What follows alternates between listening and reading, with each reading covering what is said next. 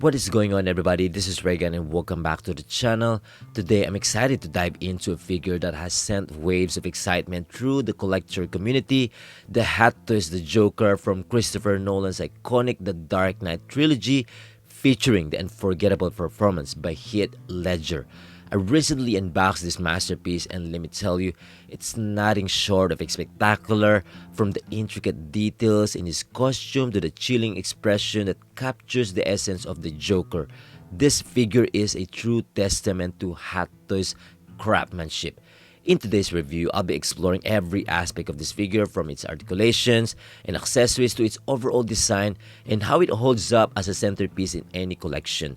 So whether you're a diehard fan of the Joker or a collector looking for your next prized possession, stick around as we delve deep into the madness that is Heath Ledger's Joker.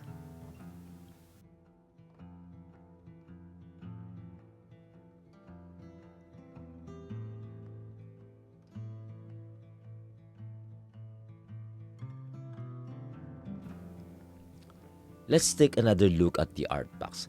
While I previously reviewed it and expressed my admiration for its beauty, I still appreciate it, much like the DX11 art box, which showcases a much denser printed design.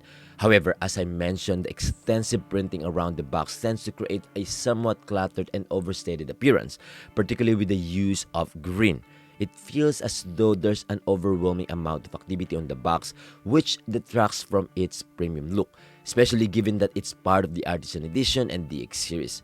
This is simply my personal viewpoint on the matter. Please don't misunderstand me. The quality is undeniably high and the printing remains impressive. It's still a fantastic piece overall. For some, this design might be completely acceptable, while others may not be as concerned. Now, once you remove the main art box from the cover, you will see an art cover print that I really like because it features stunning images of the figure and it is quite accurate as well. Moving on to the packaging, I believe it is well presented and adequately protected, especially with the large foam that safeguards the body we are going to receive. Alright, let's move on and unpack everything from the box.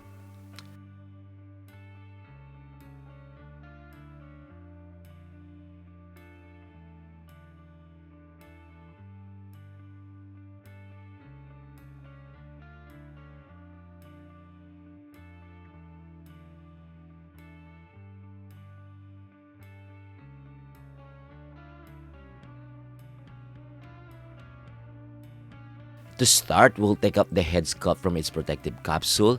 I must say, I'm quite impressed with this holder. It served as a great protector for the head sculpt. It also features a nameplate that looks fantastic. Once you remove the plastic covering, the exquisite details of the head sculpt become visible, making it a great option to leave it displayed in the capsule if you prefer.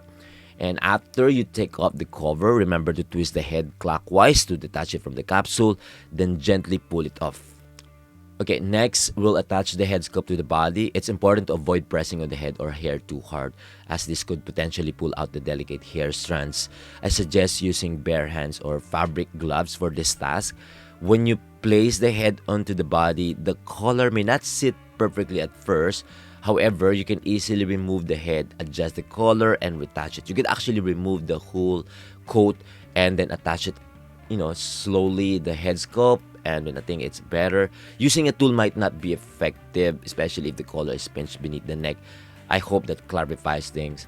And once you completed the process, voila, the result is absolutely stunning. Okay, now moving on to the costume, I'll get straight to the body, which I'm really impressed with, especially with the weathering on the coat. It's actually quite nice, not too little and not too much, just enough to make it look accurate.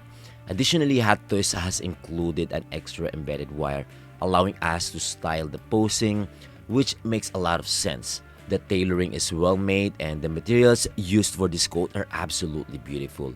As for the other parts of the coat, the lining is also quite nice, that satin part.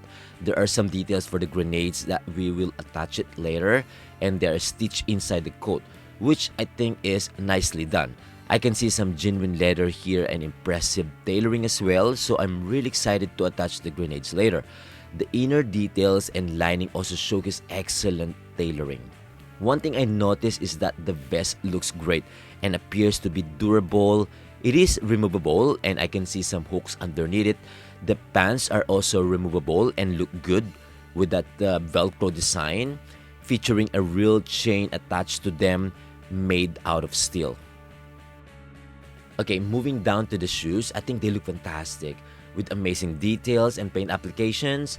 They resemble real leather shoes to me with great weathering. Absolutely beautiful. Underneath, there is a hole or an option for standing the figure without needing a holder. Now, what I really want to share with you all is the articulations and range of motion of this figure. Since it has a lot of clothing, I want to see if we can achieve decent poses with it as well. I'll demonstrate head movement later to avoid constantly touching the hair, but I don't think you need to worry about that because it definitely provides great articulations. Moving on to the arms, I appreciate that I can move them without deforming the costume or misaligning the outfit, right? The body feels premium to me, and it features double joints at the elbows. However, you need to be mindful to hold the inner clothing so the forearm won't be visible, especially the black-colored forearm on the body. I find this a bit disappointing. Why didn't they use a more natural skin tone of Heath Ledger for the body? At least in the future, we could also use it for if we want to fold the sleeve, like the like removing the coat instead of the black collar, right? It's almost perfect, but I guess the cost of the materials is always a consideration. Anyway, moving on to the waist area, I think it's pretty decent. The twisting and crunching should work perfectly on some poses or maybe the dynamic poses if you're going to do it. The articulations in the legs I think looks pretty good as well. It's pretty smooth, and the knees is also quite good because it's double jointed and it's ratchet joint as well. Lastly, the ankle articulation is absolutely fantastic, especially that you could be able to move around. Doesn't have any parts that could block the movement. And actually like the socks. I mean, that socks looks pretty accurate to me. Love it.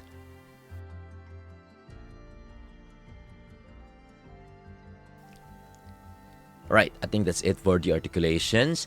Now let's discuss the interchangeable parts included with this figure. The craftsmanship and paint finish on the hands, including the gloved hands, are quite impressive. When it comes to the accessories, the banknote or paper bill appears to be of decent quality. We also have a set of Joker cards, which I find acceptable. The printing is well executed.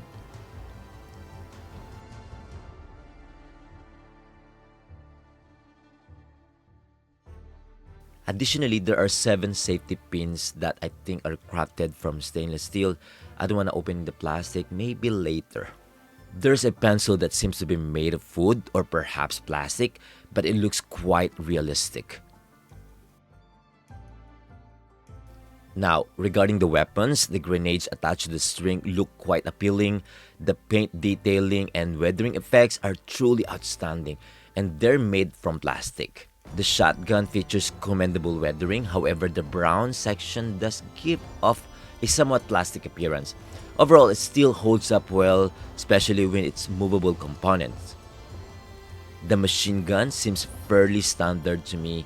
There's nothing particularly groundbreaking about it, but the paintwork is tidy and it includes some articulated parts and details absolutely fantastic. As for the handgun, it looks quite striking, especially with the removable magazine and movable parts on top of it. The paint application and detailing are impressive. Okay, we have a variety of knives here. First, we have steel blades that can be attached to the feet or shoes. They are quite sharp, and that looks really good as well. Next, there's a pillar or sculpting tool. I don't know how you're going to call this one, which looks acceptable to me. I think details looks okay.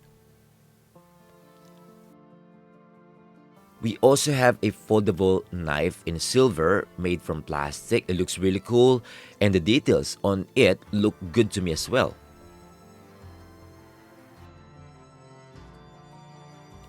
The pop-up blade knife is also interesting, although it has a somewhat toy-like appearance in my opinion, but still nice.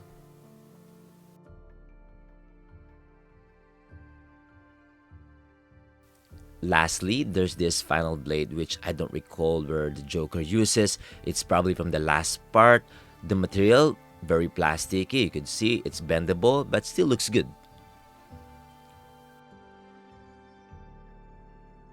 Now, let me show you how to attach the grenades underneath the coat. I think this process is very straightforward as you simply slide them onto the leather strap.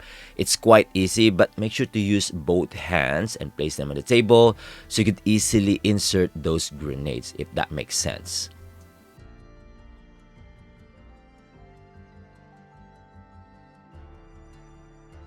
Next up, let's discuss this theme diorama base with its light up function.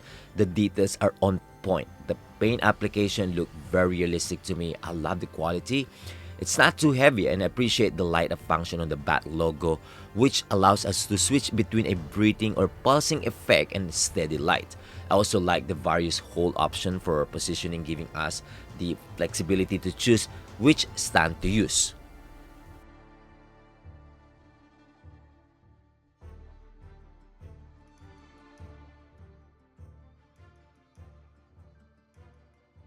Okay, lastly, but certainly not least, is the head sculpt.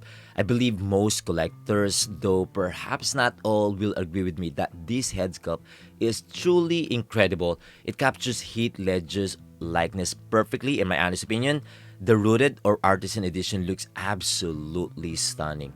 What I particularly appreciate is the interchangeable tongue feature. However, I find the expression a bit off in the mouth area as it doesn't seem entirely accurate. Maybe it's just how I see it. For me, even without the interchangeable feature, I still consider this head sculpt to be fantastic. It is absolutely phenomenal. And that's about it. I believe this figure is definitely a no-brainer. It's truly a must-have, especially if you're a fan of this character from the Dark Knight trilogy, Heath Ledger's Joker. There isn't much more to say about this figure other than that it is absolutely phenomenal, incredible, beautiful masterpiece. However, keep in mind that this is an exclusive figure, so if you miss the chance to pre-order it, expect it to be quite expensive and possibly rare. Be prepared to pay a premium. The retail price is 3,300 Hong Kong dollars or approximately 430 US dollars. Those are my final thoughts. Let me know what you think about this figure as well. Feel free to comment down below or in the section below. If you enjoyed this video, don't forget to hit the like button and subscribe if you haven't already. Until next time, see you on the next one. Peace.